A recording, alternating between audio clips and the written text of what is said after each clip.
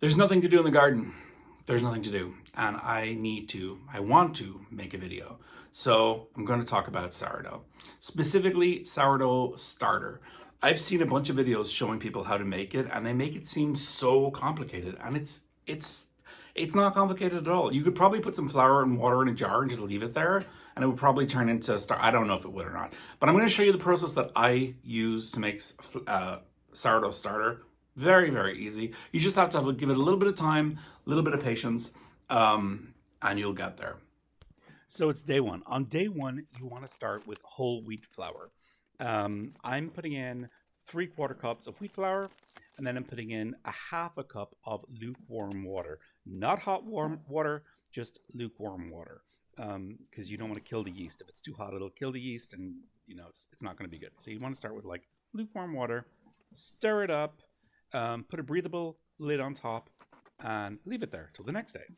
Day two, you want to stir it all up. There might be some liquid on top. That's just showing that the process has started. Just mix that back in.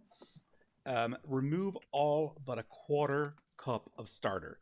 I switched jars. I don't know why I did that. I thought it would just be neater, but I didn't need to do that.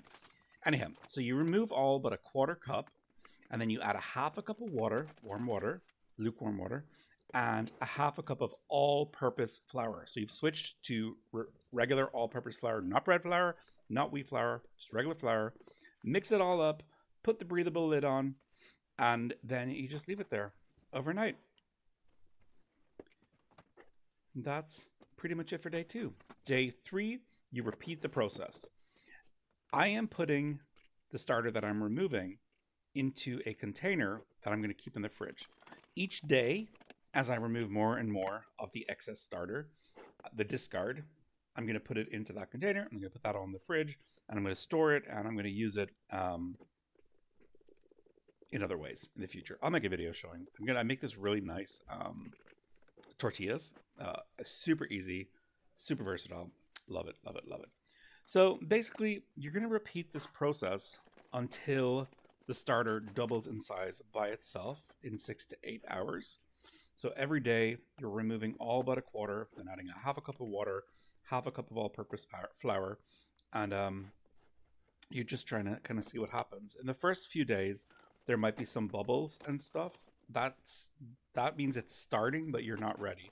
You want it to get a certain consistency that I'll show at the end that tells you that it's good to go, that it's active. And this may be affected by how warm your kitchen or wherever you're doing it. I'm doing it in my office just because I wanted privacy and I wanted just like a setup that would just stay put. Usually I would do this in the kitchen, but I just did it in my office because, yeah. So if it's warmer where you are, this process might go faster. If it's colder, it might take a little bit longer. I think it ended up taking me like 10 days or something like that to get it to where I needed it to be, but that could vary for you. Yeah, so just repeat the process until it's done.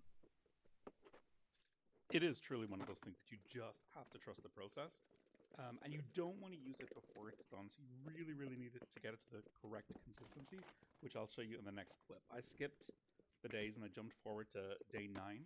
And here you'll see exactly how it's supposed to look. A good, strong, healthy starter that will actually rise your dough and not just like let everything go splat. Okay, I'm not sure what day it is, but we are there. We're at a good point to start using this. You want it to look like this. Hopefully you'll see it. See how it's pulling away and it's making those sort of, I don't know how to describe it, like webs, not webs, like, you see all those holes. That's what you want.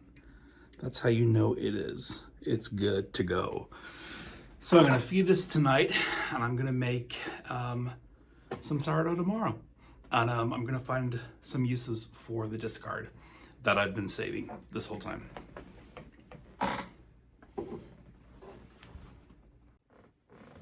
See, pretty easy, pretty straightforward. In the next video, I will show you how I make my tortillas.